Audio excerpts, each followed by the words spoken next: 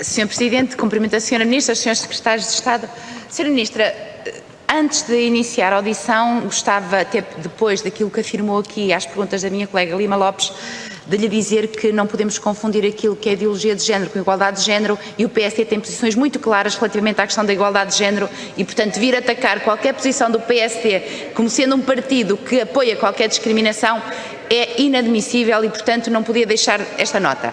Dito isto, ouvi com bastante atenção aquilo que disse na fase inicial e falámos de violência doméstica, que é um fenómeno que preocupa a todos, mas hoje queria-lhe falar de uma outra abordagem da violência, que é a violência contra idosos. Os idosos são quase sempre esquecidos nas estatísticas, aliás, aqueles que são os números da violência contra idosos nem sequer estão discriminados e separados por forma a nós aferirmos exatamente do número e dos casos que há quanto às pessoas mais idosas, também são por natureza aquelas que são mais vulneráveis. E é uma preocupação do PSD a questão dos mais idosos e também com um agravante, Sra. Ministra, que é a questão de nós infelizmente sermos um país cada vez mais envelhecido, com uma camada de pessoas idosas cada vez maior, e não se vê que haja abordagens muito concretas e específicas apenas para os idosos na questão da violência, que é disso que aqui estamos a falar. E, portanto, nós não tendo estatísticas oficiais concretas e, portanto, acabamos por ter muito silêncio em volta da questão da violência contra idosos. Basta atentarmos, aliás, no estudo que a APAV realizou ainda recentemente, o estudo Portugal Mais Velho, com o apoio da Fundação Carlos de Gulbenkian, que vem chamar a atenção para o seguinte, através do Conselho Nacional de Ética para as Ciências da Vida, e passo a citar: reflexão ética e humanista que identifica os desafios e indica os princípios éticos orientadores da atuação do Estado, das comunidades intermédias locais, das famílias e dos prestadores de cuidados. E a verdade é que nós, permita-me dizer uma coisa, que vivemos sempre a pensar naquelas que são as margens mais vividas, mais visíveis, e muitas vezes fazendo grande parte da nossa atenção àquilo que achamos que é mais visível, que nos toca mais, e esquecemos-nos porque são pessoas que muitas vezes não conseguem sequer denunciar, porque estão dependentes, estão em situações mais difíceis e, portanto, temos aqui uma grande dificuldade em perceber até, às vezes, aquela que é vitimização dos mais idosos. Portanto, Sra. Ministra, uma das perguntas que gostava de lhe deixar relativamente à questão dos idosos é se também, relativamente a eles, vamos finalmente passar a ter uma abordagem mais cuidadosa e também se vamos ter na estratégia do envelhecimento ativo, nacional para o envelhecimento ativo e saudável, que ainda não está a ser implementada. Quando é que vai ser implementada?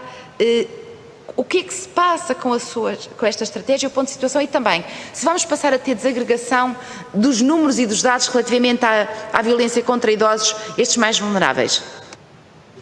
Obrigado, Sra. Deputada. Tem a palavra a Sra. Ministra do Estado da Presidência.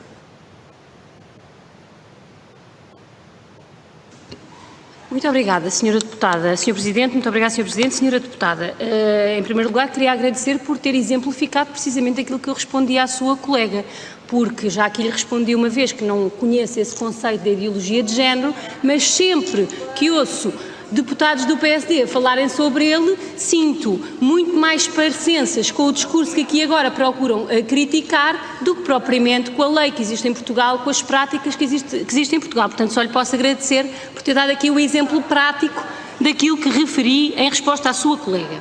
Relativamente à pergunta sobre rede de apoio às vítimas de violência doméstica e aos idosos, não me reconheço na crítica da Sra. Deputada, precisamente porque nós temos procurado encontrar respostas que devem ser estudadas, específicas de resposta à violência doméstica nos idosos.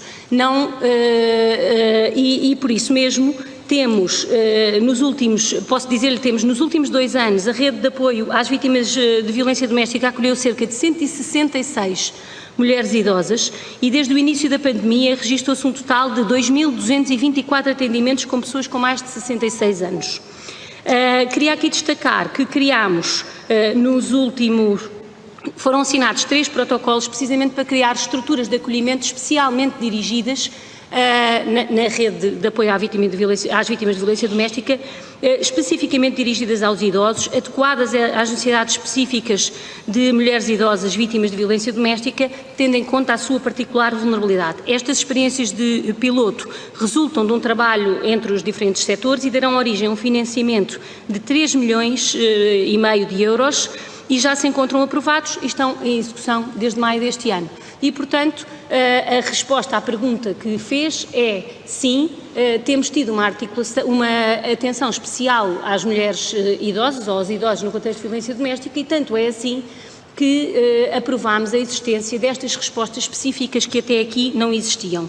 Também no plano de formação contínua aprovado e que eu há pouco referi, que se iniciou a 3 de maio, existem ações específicas dirigidas a esta problemática para formar os diferentes intervenientes neste setor, tanto nas respostas sociais como noutras, nas especificidades que estão em causa neste tipo particular de violência doméstica. Também a SIG lançou uma linha de financiamento para projetos e para instrumentos de intervenção junto destes grupos vulneráveis, como as pessoas idosas, no qual foram submetidas 13 candidaturas e foi selecionado um projeto que inclui precisamente as mulheres idosas nos seus grupos de destinatários.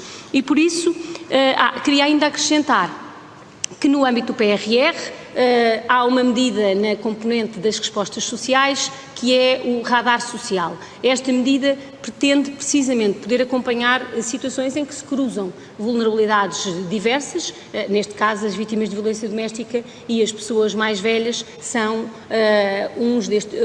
dois destes grupos vulneráveis e que se cruzam e que terão a partir de agora uma resposta, uma equipa em cada município para fazer o acompanhamento a essas situações de vulnerabilidade. Muito obrigada. Obrigado, Sra. Ministra. Dispõe ainda de tempo. Sra. Deputada Emília Cerqueira, tem a palavra. Obrigada, Sr. Presidente. Sra. Ministra, uma das preocupações que nós vamos vendo é com as sistemáticas experiências piloto.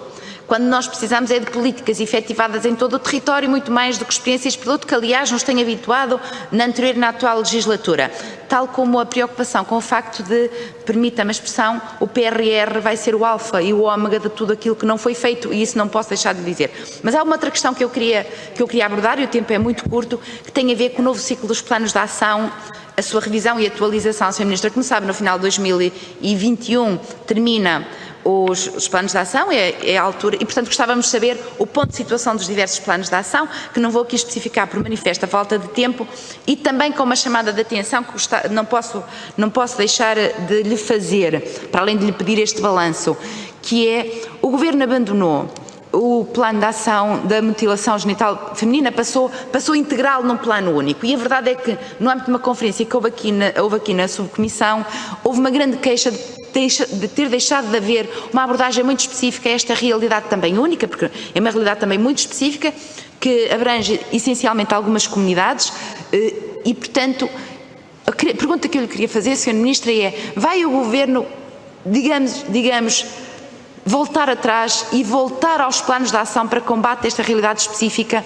porque o que se sente é que houve um certo abandono, para além de alguns programas com financiamentos muito precários, mas merece uma atenção especial e vai voltar o Governo a dar uma atenção especial a uma matéria tão importante. Obrigada. Obrigado, Sra. Deputada. Tem a palavra a Sra. Ministra de Estado da Presidência. Muito obrigada, Sr. Presidente. Sra. Deputada, eu não conheço nenhuma outra forma de intervir sobre os problemas que a sociedade tem sem ser procurarmos as melhores soluções. Podíamos, evidentemente, lançar uma solução sem sabermos se é a melhor. Até hoje o que é que acontece? As mulheres idosas são apoiadas na Rede Nacional de Vítimas de Violência Doméstica.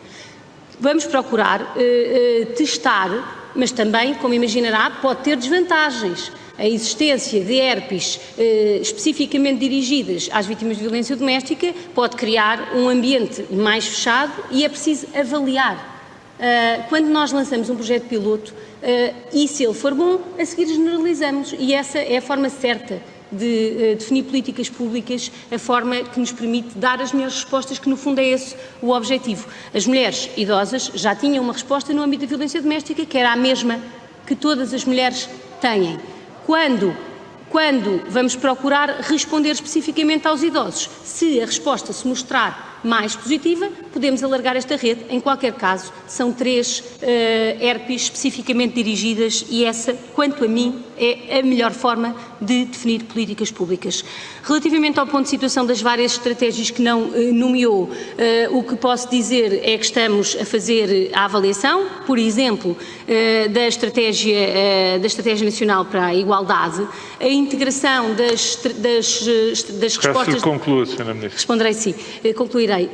Das respostas de mutilação genital feminina estão integradas nesta estratégia porque é isso que recomenda a Convenção de Istambul e é isso que nós fazemos, responder às melhores práticas e toda a atividade no terreno, e daqui a pouco poderemos responder com dados no âmbito da mutilação genital feminina, continua. Muito obrigada.